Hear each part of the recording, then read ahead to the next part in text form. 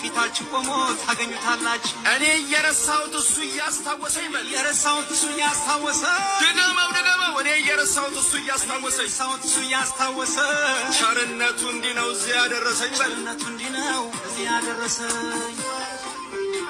ቸርነቱ እንዲህ ነው እዚህ ያደረሰኝ።